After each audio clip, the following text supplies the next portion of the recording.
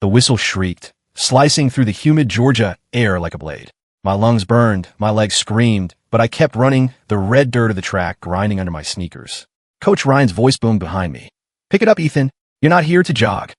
I was 18, a senior at Willow Creek High, and the only thing keeping me from collapsing was the fear of disappointing him. Coach Ryan wasn't just a track coach. He was a legend in our small town, a former collegiate runner who'd turned down a shot at the Olympics to raise his kid's sister after their parents died.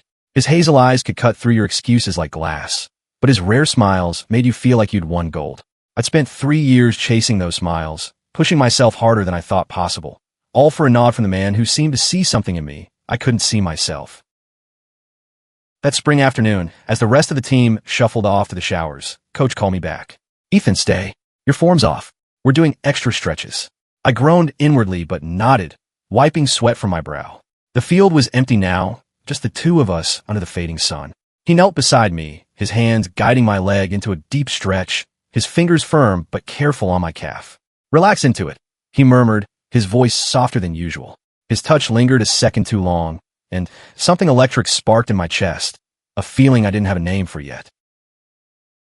I'd grown up in a town where different wasn't a word people used kindly. Willow Creek was all pickup trucks, church suppers, and gossip that spread faster than wildfire. My dad, a mechanic with hands like sandpaper, had one rule for me. "Be a man, Ethan. Don't give folks reason to talk." I'd followed that rule my whole life, keeping my head down, my grades up, and my focus on track. I dated Sarah Miller for 6 months last year because it was expected, but her kisses felt like chewing cardboard. Polite, empty, wrong.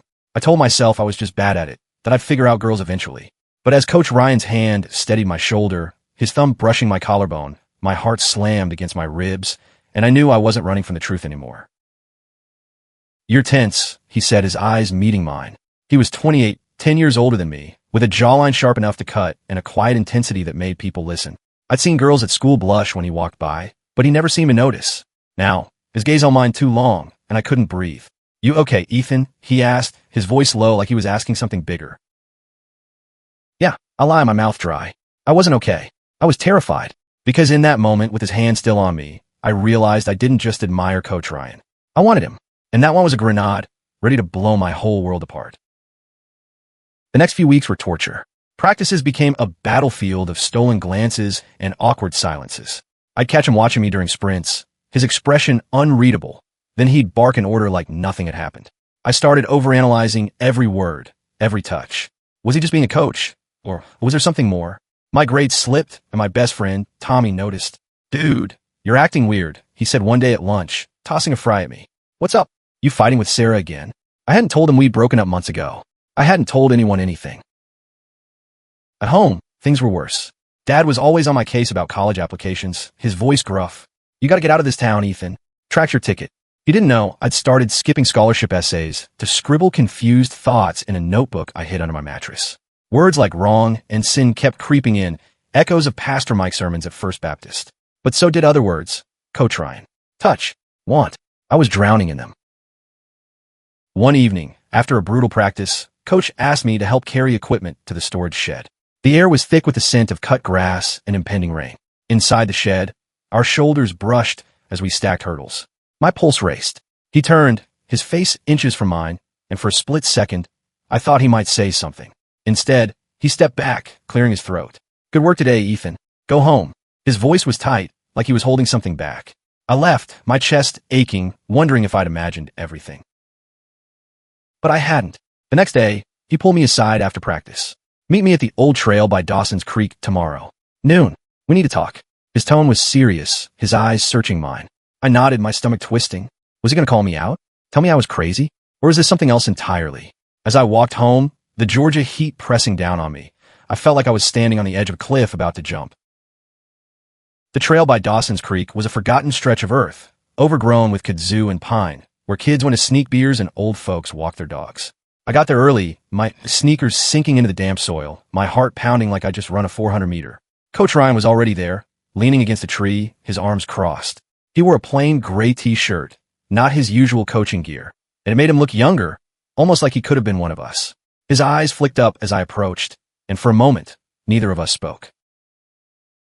"Ethan," he started, his voice low, "I owe you an apology." My stomach dropped. An apology? For what? For making me feel things I wasn't supposed to? Before I could respond, he continued, I've been pushing you too hard. Not just on track. I see how you look at me, and I haven't been fair to you. His words hit like a punch. He knew. He'd seen it in me, the thing I'd been trying to bury. I wanted to run, to disappear into the woods, but my feet stayed glued to the ground. I don't know what you're talking about, I said, my voice cracking. A lie, and a bad one. He stepped closer, his hazel eyes softening. Ethan, you're not alone in this. I feel it too. The world tilted. My breath caught, and I stared at him, waiting for the punchline, the part where he'd laugh and say it was a test. But he didn't. Instead, he reached out, his hand grazing my arm, and that same electric jolt from the track shot through me. This is dangerous, he whispered, more to himself than to me. For both of us. Dangerous. The word hung between us, heavy as the Georgia humidity. In Willow Creek, a coach and a student, two men, feeling this. It wasn't just gossip fuel. It was a scandal that could ruin lives. I thought of my dad's disappointed scowl, the church's whispers, the team's sidelong glances. But standing there with Ryan's hand on my arm, I didn't care. For the first time, I felt seen, not as the kid who ran fast or the son who had to be a man, but as me, Ethan, flawed, confused, and aching for something real. We didn't kiss that day. We didn't even touch again. But we really talked for hours. He told me about growing up in a town even smaller than ours, about hiding who he was to survive, about moving here to start over. I thought coaching would keep me grounded, he said, a bitter laugh escaping. Then you showed up with your stubborn heart and that fire in your eyes. I told him about my dad, about the pressure to be someone I wasn't, about the fear that kept me awake at night. It was the most honest I'd ever been, and it terrified me. After that, we found excuses to meet. A strategy session at the diner, a training hike on the trail. Every moment was charged, like we were stealing time from a world that wouldn't understand. He'd brush my hand when passing me a water bottle, or I'd catch him smiling when he thought I wasn't looking. It was reckless, but it was ours. I started to imagine a future where I didn't have to hide, where I could be with him, openly, somewhere far from Willow Creek. But secrets don't stay secret in a small town. Tommy started asking questions, his jokes about me, sucking up to coach, turning sharp. Sarah cornered me at school, her eyes narrow. You're different, Ethan. What's going on? I brushed her off, but the guilt gnawed at me. I was lying to everyone, my friends, my family, myself. And Ryan was risking more than I was. If anyone found out, he could lose his job, his reputation, everything he'd built. One night, I snuck out to meet him at the creek. The moon was full, casting silver light on the water. He was waiting, his face tense. We have to be careful, he said, his voice barely above a whisper. People are starting to talk. My chest tightened. I wanted to tell him I didn't care, that I'd face anything for him, but the words stuck in my throat. Instead, I stepped closer, and for the first time, I kissed him. It was clumsy, desperate, perfect. His hands found my waist, pulling me closer, and for a moment, the world was just us. But the moment didn't last. Headlights cut through the darkness, and a familiar voice shouted my name. Tommy. He'd followed me. Tommy's face was a mask of shock and anger, his flashlight beam pinning us like criminals. What the hell, Ethan? His voice cracked, loud enough to echo through the pines. Ryan stepped in front of me, his shoulders squared, but I could see the fear in his eyes. Tommy, go home, he said calm but firm. This isn't what you think. But Tommy wasn't listening. He looked at me like I was a stranger, then turned and bolted back to his truck, tires screeching as he sped off. I felt sick. Tommy was my best friend, the guy who'd shared his lunch when I forgot mine, who cheered louder than anyone when I broke the school's 200-meter record. Now he'd seen me kissing Coach Ryan, and I knew he wouldn't stay quiet. Willow Creek thrived on secrets like his. By morning, the whole town would know. Ryan grabbed my shoulders, his voice urgent. Ethan, listen to me. You don't owe anyone an explanation, but this is going to get messy. You need to be ready. I nodded, but my mind was spiraling. Ready? How could I be ready for my dad's rage, for the team's betrayal, for the church ladies who'd pray for my soul while whispering behind my back? I wanted to scream, to run, to take Ryan's hand and disappear. Instead, I mumbled, I'm sorry, and stumbled home, my heart a lead weight. The next day at school was a nightmare. Whispers followed me down the halls, eyes darting away when I looked. Tommy avoided me, but Sarah didn't. She caught me in my locker, her voice low and venomous. Is it true? You and Coach Ryan? I froze, my mouth dry. It's not your business. I managed, but she laughed cold and sharp. It's everyone's business now, Ethan. By lunch, the rumors had spread like wildfire. Kids I barely knew stared. My teammates didn't sit with me. I skipped practice, unable to face Ryan or the team. When I got home, Dad was waiting. His face was red, his fists clenched. Is it true? He roared, the same question everyone seemed to have. I couldn't lie, not to him. Yes, I said, my voice barely a whisper. He didn't hit me, but his silence was worse. You're no son of mine, he said finally, walking out. The door slammed, and I sank to the floor, tears burning my eyes. I lost my best friend, my team, my dad, all in a day. Ryan called that night, his voice strained. I'm on leave, he said. The school board's investigating. Ethan, I'm so sorry. I wanted to tell him it wasn't his fault, that I'd choose him again in a heartbeat, but the words wouldn't come. Instead, I hung up, curling into a ball on my bed. The notebook under my mattress felt like a bomb now, every word a confession that could destroy me. The next week was a blur of glares and hushed conversations. Pastor Mike pulled me aside after church, his voice dripping with pity. We can help you, Ethan. This isn't who you are. I wanted to scream that it was who I was, that I was done hiding, but fear kept me silent. I stopped going to church. I stopped going to school. I spent hours at Dawson's Creek, staring at the water, wondering if I'd ever feel whole again. Then Ryan showed up at the creek one evening, his face haggard. I'm leaving, he said. The board's letting me resign quietly, but I can't stay in Willow Creek. My heart shattered. What about us? I asked, my voice breaking. He took my hand, his touch warm and steady. Come with me, he said. Not now, but after you graduate. There's a world out there, Ethan, where we don't have to hide. It was a dream, fragile and impossible, but it was the first time I'd felt hope in days. I went back to school, determined to finish the year. The rumors didn't stop, but I stopped caring. I ran track again, not for the team, but for me. Every stride felt like defiance, like I was reclaiming something they tried to take. Tommy cornered me one day, his eyes red. I'm sorry, he mumbled. I didn't mean to, I was just shocked. It wasn't forgiveness, but it was a start. Graduation was 3 months away, and I clung to Ryan's promise like a lifeline. We kept in touch through burner phones, careful texts sent late at night.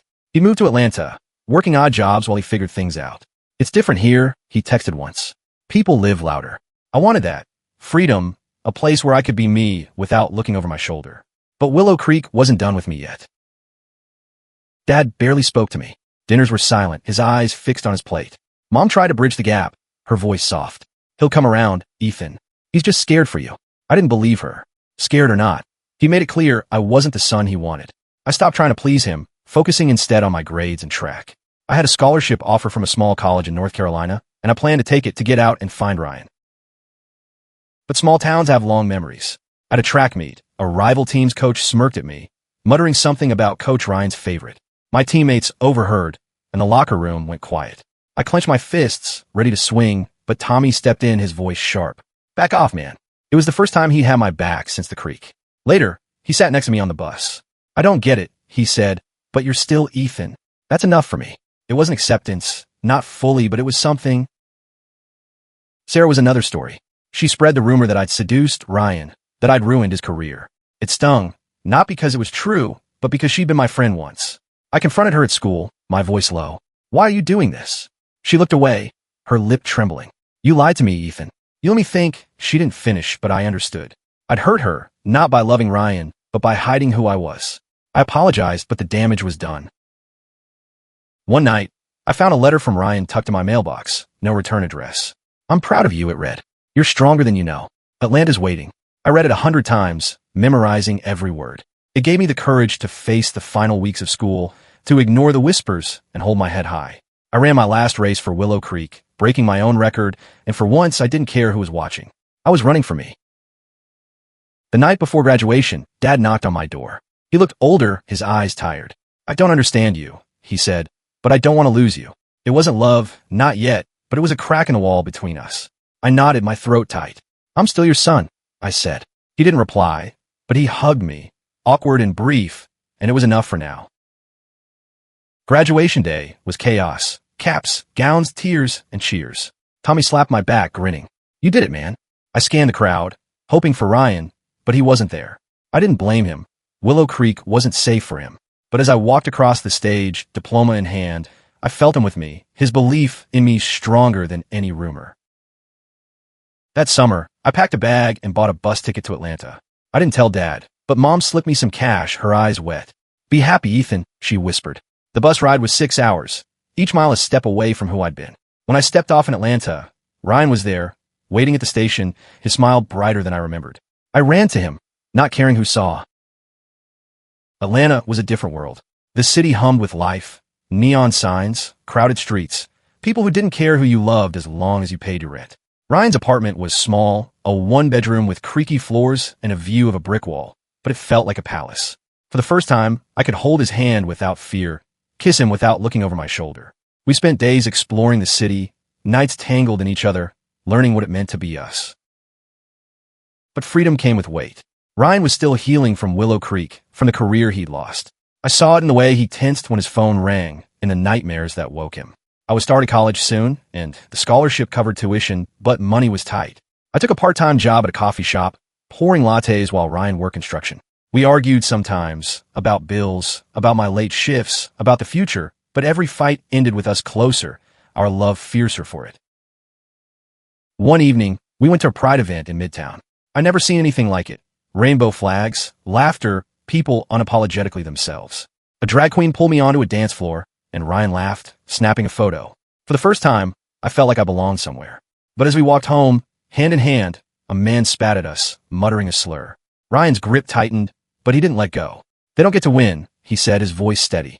I nodded, but the sting lingered. College was a whirlwind. I studied sports science, wanting to help kids like Ryan had helped me. My classmates were a mix, some curious, some accepting, a few cold. I didn't hide who I was, not anymore. When a professor asked about my girlfriend, I corrected him calmly, boyfriend. He blinked, then nodded, and life moved on. I called Mom every week, and she started asking about Ryan, her voice warming. Dad sent a card for my birthday, no note, just his name. It was progress. A year later, Ryan got a coaching job at a community center, working with at-risk kids. I'd watch him on the field, his passion back, his eyes bright. One night, over cheap takeout, he slid a key across the table. "Move in officially," he said. "This is home." I said yes, my heart full. We weren't perfect, money was still tight, and the world wasn't always kind, but we were building something real. Looking back, I thought Coach Ryan was just helping me stretch, fixing my form, making me faster. But he did more than that. His touch woke me up, not just to love, but to myself.